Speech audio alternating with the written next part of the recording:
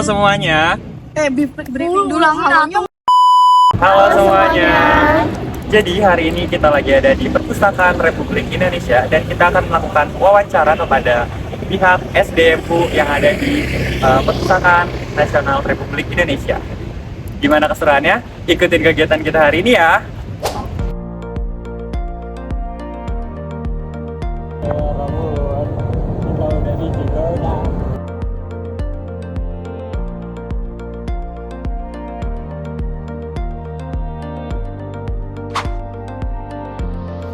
Sebelumnya kami berterima kasih kepada Pak Haris dan Ibu yang telah memberikan kami kesempatan untuk melakukan wawancara pada hari ini.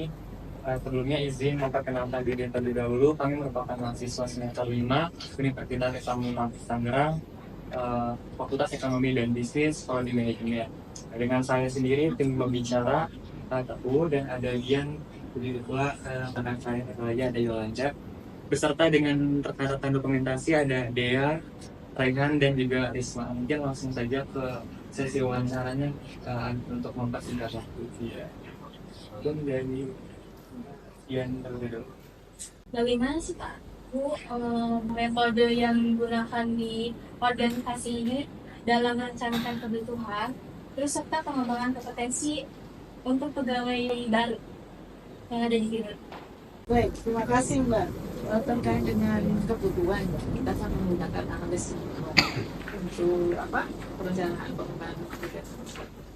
Misalnya kita tuh buat kita ada semacam assessment pegawai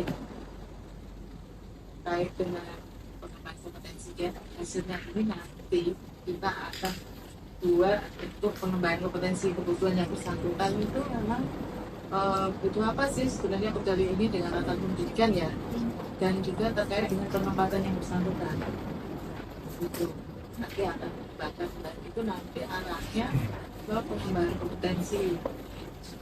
Nanti kalau Bapak akan menganalisis hasil dari assessment itu, setiap tahun kita sudah laksanakan ya sejak tahun 2021 itu sudah start lagi, dan kemarin itu terakhir bulan November kita terakhir melakukan assessment buat pegawai yang terbaru yang pegawai yang sebelumnya itu ada 144 pegawai.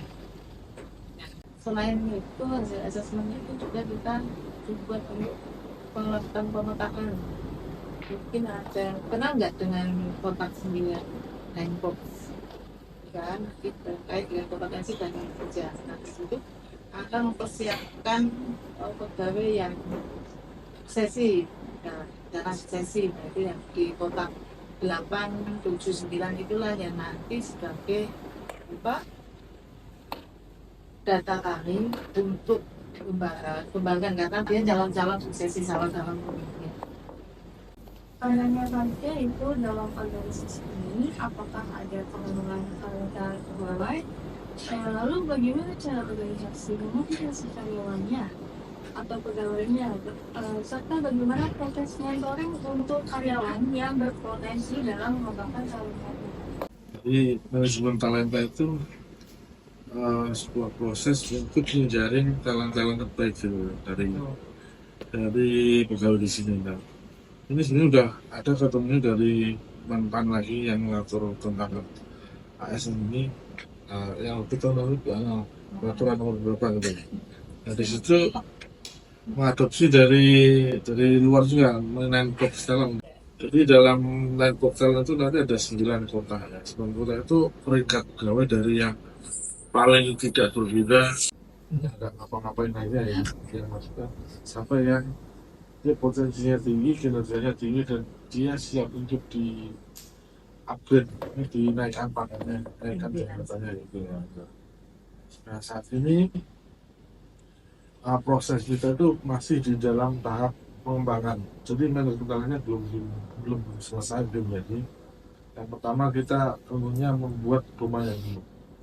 Di pertemuannya yang kita buat, setelah itu kita membuat urutannya lah. Yang satu ini kita lakukan adalah melakukan asesmen terhadap seluruh pegawai. Asesmen itu merupakan salah satu cara untuk memetakan pegawai. Jadi pegawai dinilai satu persatu apakah dia cocok di kolom satu itu yang terendah ya, satu sampai yang 9 atau pimpinan itu nanti dikembangkan itu. Nah, kriterianya itu apa? Selain asesmen itu ada kinerja dan potensi. Asesmen itu untuk mengukur potensinya. Nah, dari kantor itu menilai kinerjanya. Dari dua hal variabel tersebut nanti muncul penempatan pegawai tersebut. Misalnya kinerjanya tinggi, potensinya tinggi, otomatis dia di 9. Ada sumbu X, sumbu Y gitu kan. Sumbu X itu kinerjanya semakin tinggi, kemudian potensinya lebih tinggi, otomatis ketemunya di sini. Nah, di pojok kanan atas itu 9. Nah, kalau kinerjanya rendah, potensinya rendah, itu nanti di pojok kiri ini, paling bawah.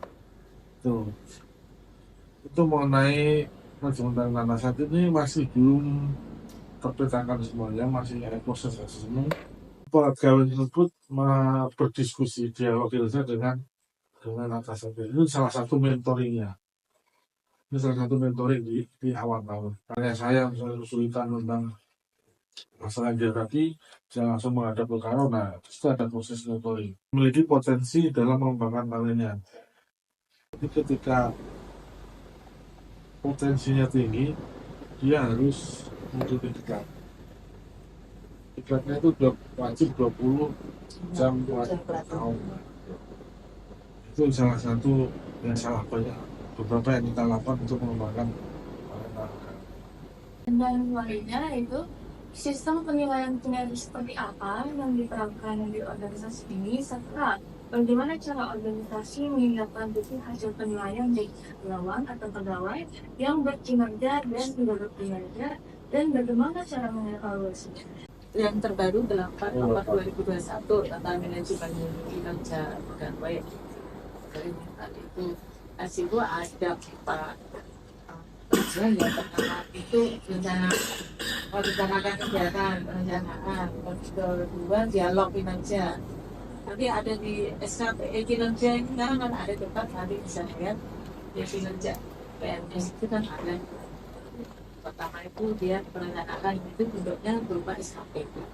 Terus kedua ada dialog kinerja. Itu dialog kinerja itu ada pembagian kinerja antara pimpinan dengan bawahan, maksudnya timnya lah. Nanti dari situ tadi kan perencanaan, misalkan saya bawahan, saya mengusulkan kegiatan ya apa yang saya kerjakan, nanti di-approval sama pimpinan. Di sini ada kepala biro, dan ini sesuai nih, ya, ada pembagian tugas kan.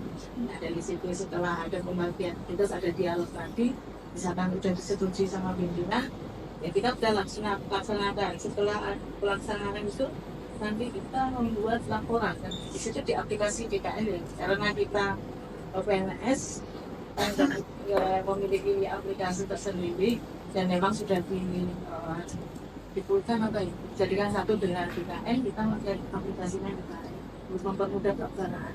Dari situ nanti kita melakukan tugas ya, mengupload dokumen yang sudah kita kerjakan yang tadi, rencana sesuai target ya.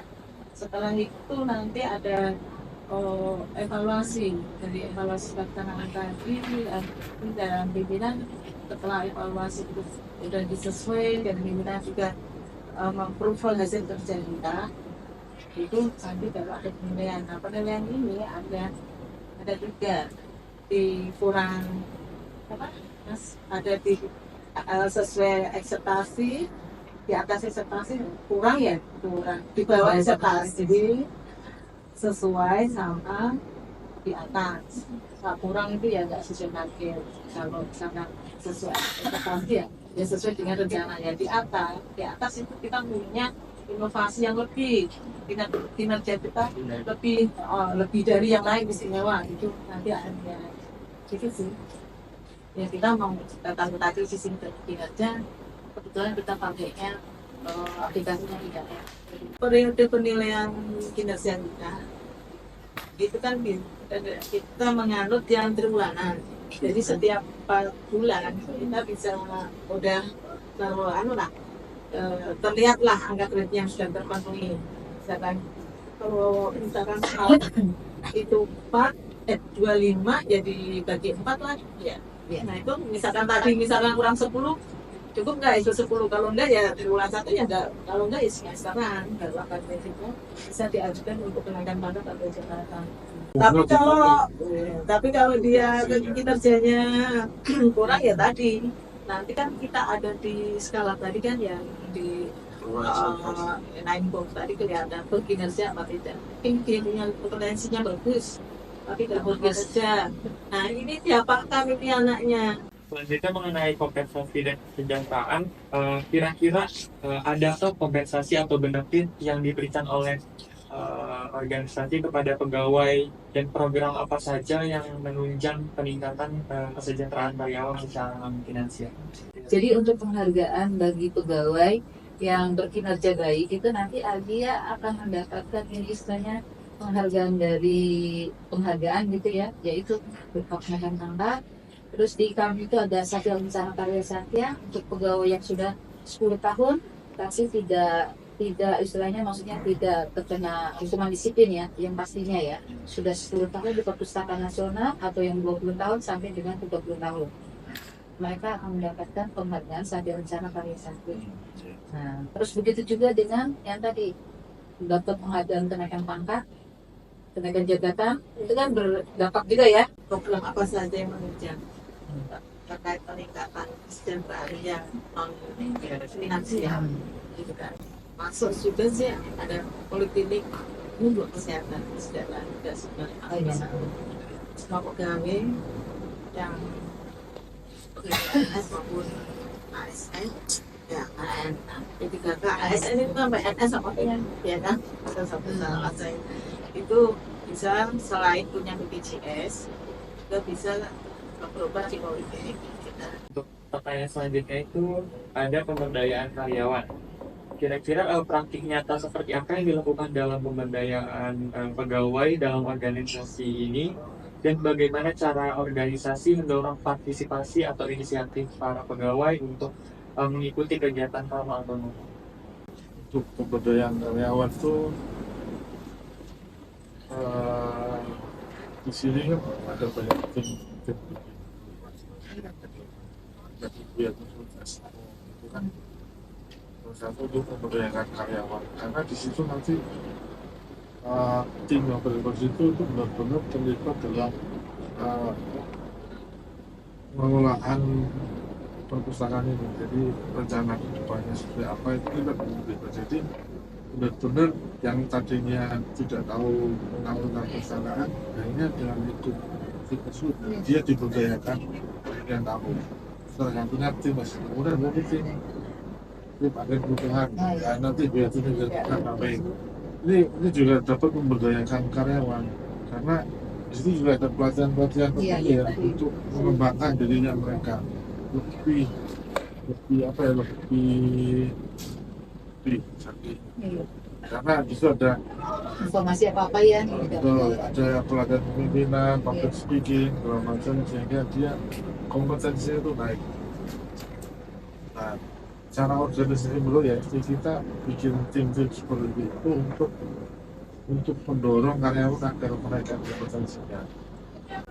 Inovasi yang perlu dilakukan ya mesti mengenalkan teknologi ke pegawai.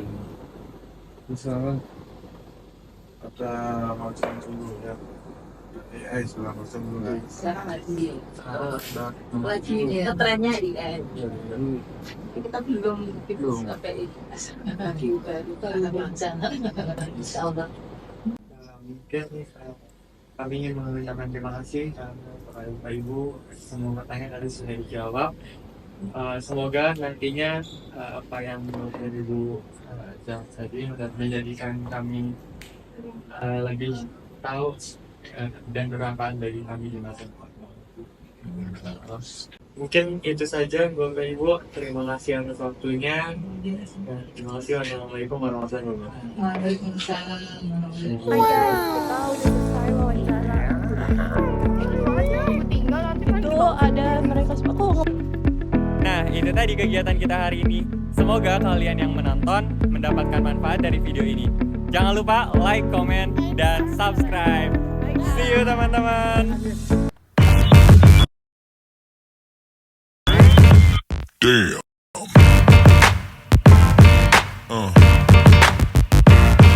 Yeah.